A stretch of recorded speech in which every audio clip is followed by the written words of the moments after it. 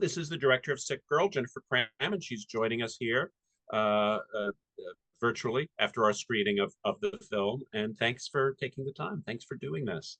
Thank you for Um, having of course. So I wanted to ask you. I'm looking over credits, and it seems like you have a long and successful career in casting.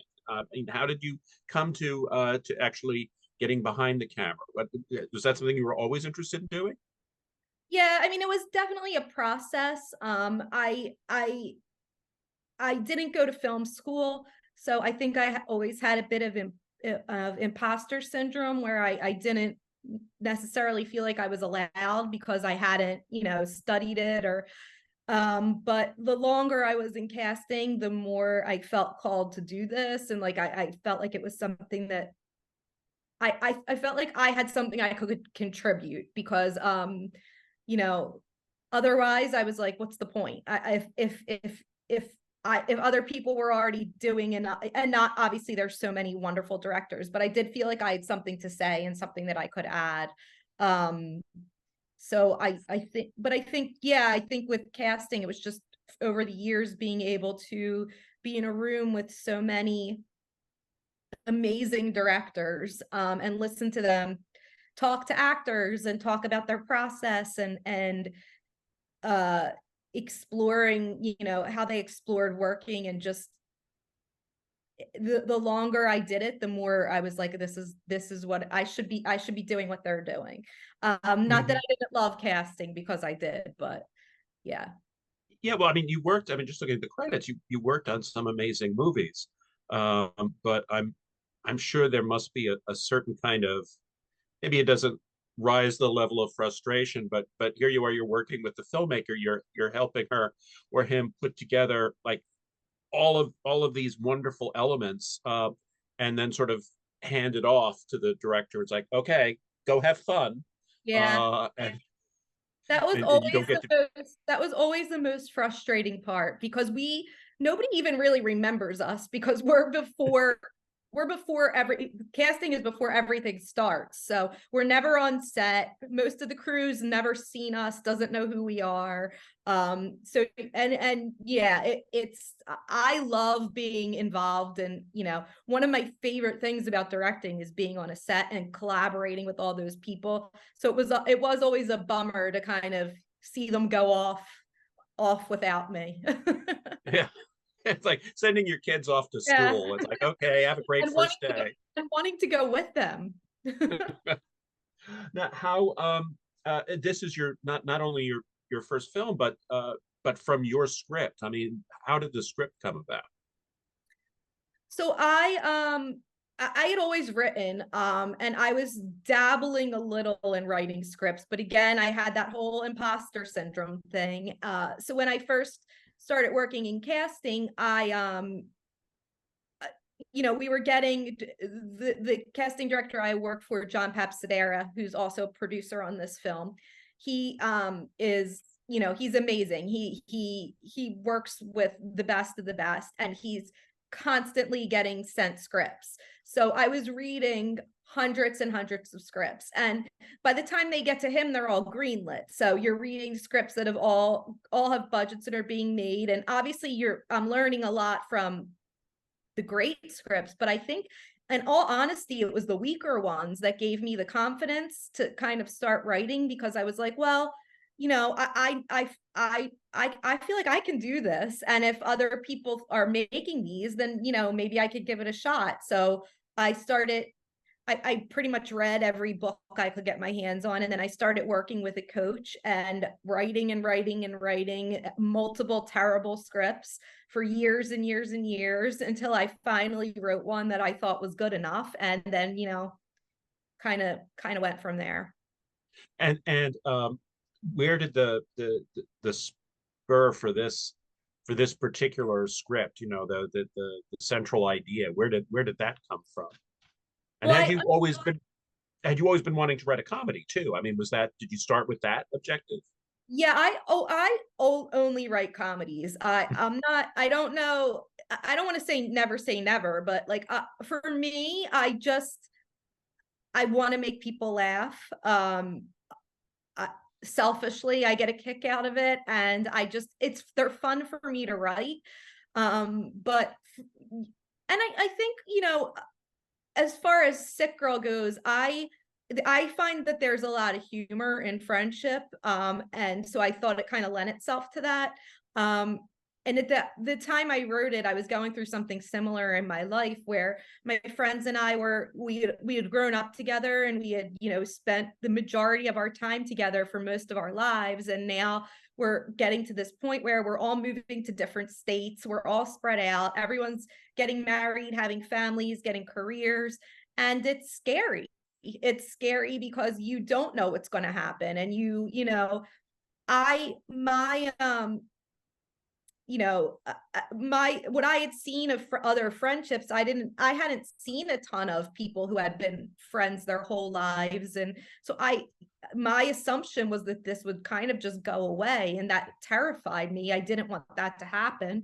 So I think I was kind of exploring that through the writing, and kind of, I think wanted to put out in the world a different kind of story of friendship, and a friendship that can last, even like in the face of people doing horrible things. Like, I wanted to honor these bonds and this love between friends, and what a wonderful gift friendship is.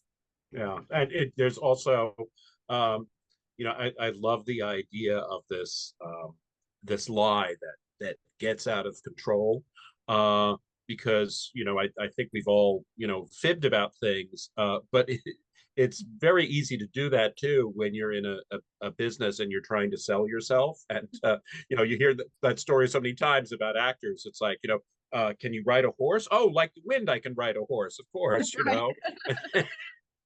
And so even in show business, I guess it's even a more common dilemma for some people. Yeah, the more What desperate you get. Yes, out of desperation. uh but still, it must be a tricky thing developing this character, because she can't be irredeemable. Right. I mean, what was that balance like in the writing? It was hard. It was definitely hard. I think I personally take cancer very serious. I think everybody does. But Yeah.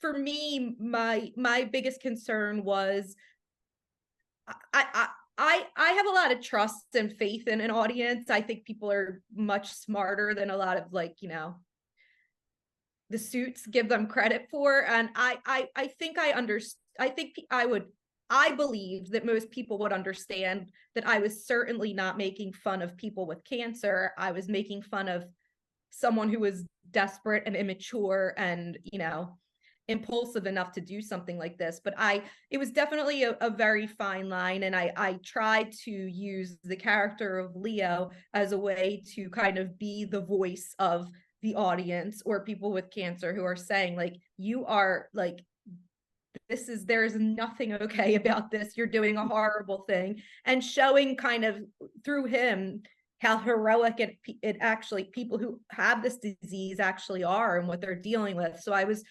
hoping that would help balance it out.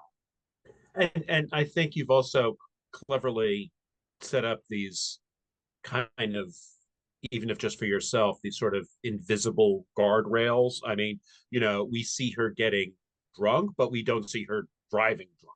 We see her saying terrible things, but we don't see her insulting, someone who's really vulnerable, or couldn't take it. So she does sort of, you kind of rein in her awfulness very carefully. Yeah, it's funny there.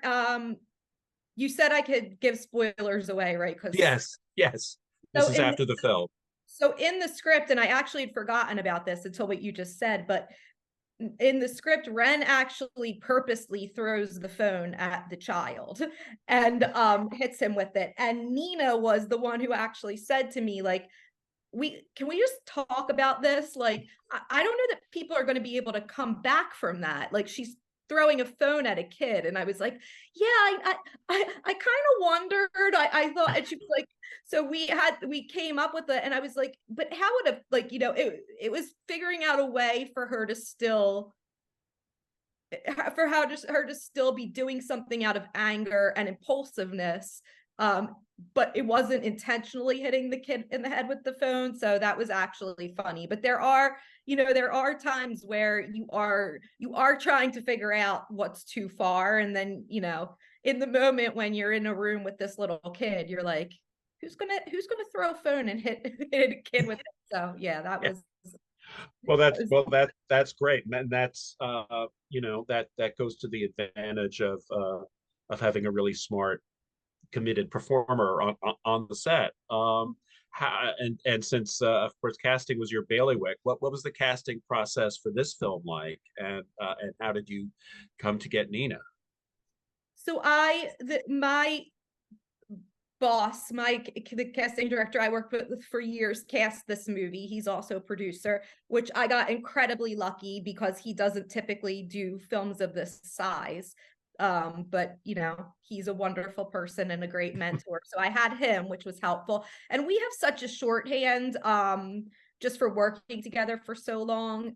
So I think we were open to something that's really interesting to me is seeing actors that people have a certain perception of doing things outside of that. And for me, like, Nina, who I've always been a fan of her work, she's very well known for being very, being these beautiful glamorous roles in Vampire Diaries, and she was actually doing a comedy series at the time, but she was trying to get more into comedy, and for me it was really interesting to explore that.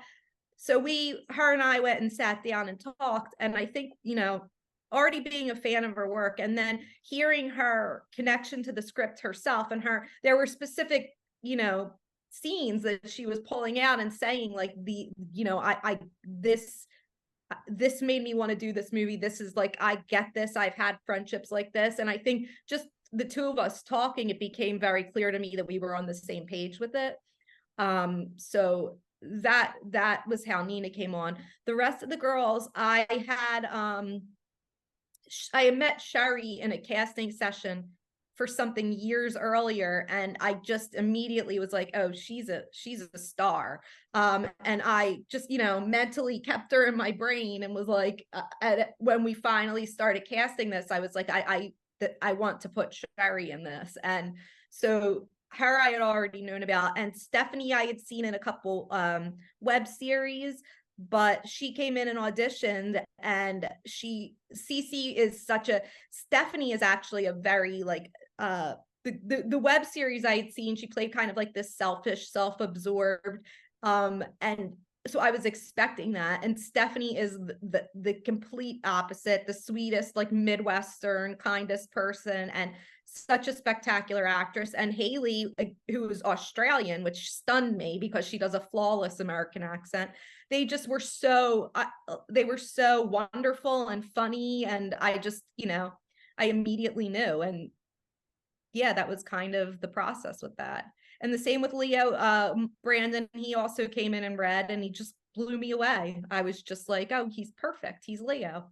So Now, yeah. with the women, I mean, obviously they have this whole backstory of being longtime friends. Did you have them all read together at some point before the casting was done? I mean, how did you, how do you know that all that's going to click on screen at rapport? So I didn't. And that was something that was very important to me, that it was the most important thing to me, honestly. Something I said from the very beginning, like, I have to cast these four girls right. People have to believe that they're friends.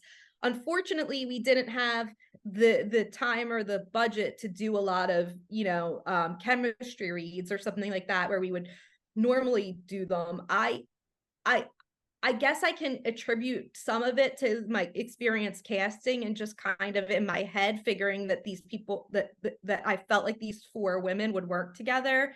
Once we shot on location in Tulsa, and I think that helped as well, because when you're out of your comfort zone and you don't know anyone, you're forced to spend time together, and you get close really quickly. That kind of like accelerates everything. And they spent a lot of time together there, going out to dinner and, going to museums and stuff. But but yeah, I think in a normal circumstance, I probably would have wanted to do some kind of chemistry reads or seeing them together, but like I just feel like when I read them and also just talking to them as people, I just, you know, for whatever reason, I felt very strongly like the four of them would work. They're all very different people, but they have similar you know, outlooks on the world. They're all very kind and have great senses of humor. And, you know, luckily I was right. I think some of it is always luck. One of the things, you know, talking about the camaraderie here, that I think really makes this movie fresh is that we've seen, and they're fun, of course, but we've seen a number of movies about, you know, women getting together and kicking loose, and you know, whether it's, you know, whether it's at a bridal party or whether it's at a girls' weekend out or bachelorette, whatever it is, you know, where they're just sort of like getting together and going a little nuts. But you know, here's a movie about people who used to do that. There's one of them who still wants to do that, Right. and the others have all moved on, which I thought was a really interesting kind of angle on it. And when you shooting now, obviously there are constraints of you know, of time and money and everything else. Did you also have to wrestle with the pandemic, or was that finally over when you shot this? We shot before it. Oh, okay. So we So it shot did not yet. we shot in August of 2019. Unfortunately, we were in post when the pandemic hit, so we had to shut everything down. Um, and that was why it kind of has taken part of the reason why it's taken so long to get out, because of, you know, just all the complications with that. But luckily we shot the movie before it. I don't know if we would have been able to with the budget we had, and I don't know that this movie would have survived the pandemic. Yeah. Well, because there are scenes in it too. I mean, and that's why I ask, because there are scenes in it, um, just at the clubs where it's like, okay, there are a lot of people here. This Yeah. would have been pretty hard to do under quarantine rules. Yeah, So I that mean, that explains that. yeah, I truly don't know that we would have been able to. Yeah. Um, did You talked about the casting process. As someone who's worked on casting for so long, do you think that helped you in talking with the actors on set and in knowing what they wanted and knowing what you wanted and how to get it out of them? It was immeasurably helpful. I would never have had the confidence to direct this movie if I had not.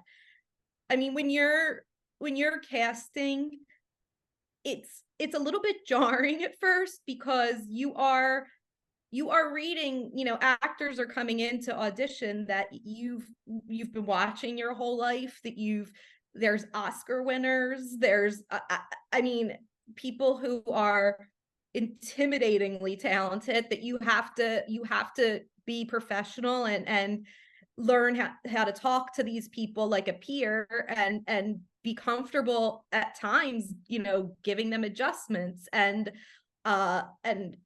on the flip side, then you're also working with people who have no experience or children. So you have to learn to speak their language.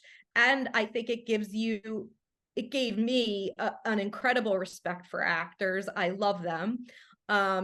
So, but yeah, I don't know that I could have could be a writer, the writer that I am, or the director, without this casting experience. I know that's not the case for everyone, but for me personally, I mean, it's been a crash course in filmmaking. Just even spending all this time listening to these directors who are, you know, award winning, that I've been lucky enough to sit in a room with and watch them direct and talk to actors. It's like you're learning from the best. And so that's working with actors. That's that part of it. You talked about the writing. What about, you know, the other things that go into filmmaking? You know, that part of your brain that has to say, okay, this is the song I want playing when they're driving in the car, or this is how I'm going to shoot that fight in the bar. I mean, was it difficult to sort of muster all of that? It's intimidating. There's a lot of, I think that one of the biggest things I learned is that you really need people who trust you, trust your vision, but um are also patient and okay with. But yeah, it's I didn't I think my passion for this and helped a lot in I was just I tried to figure out ways around every hurdle, and I tried to learn as much as possible, but there was definitely some odd things I was doing to get my point across. Like with the DP, we couldn't afford a storyboard artist, and I didn't know all the terms. I was like, for camera angles and stuff, I was learning. But so what I ended up doing was I drew every shot of the movie, with, and I can't draw, so I drew them all with stick figures, like every single shot. So he just had a stack of, and I was like, I'm sorry, and he was like, no, this is perfect. But like, it was things like that where you're kind of trying to figure out ways to work around the things you're still learning. And I do want to learn as much as possible, and I have been a film nerd my whole life, so there was a good amount I knew. But I would say for sure, like cameras and lighting, I have a lot to learn. So you want to work with people who are you're on the same page with, as far as what you're trying to get, but who are you also trust each other, and have I think that's very important, and having a little bit of patience on both sides. And finally, because I know you got another interview coming up soon, but yeah, I thought it was a really fun film, and I'm glad that you made it. And I know it was a slog at times to get it to us. Um, are you eager to start in on something else, or have you already started in on something else? Yeah, I can't wait. This is all I want to do.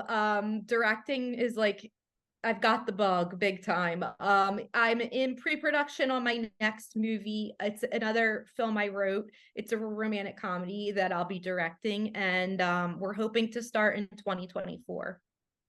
Terrific. Well, thank you so much, Jennifer. I really appreciate your time and appreciate the film. Thanks for sharing it with us. Thank you.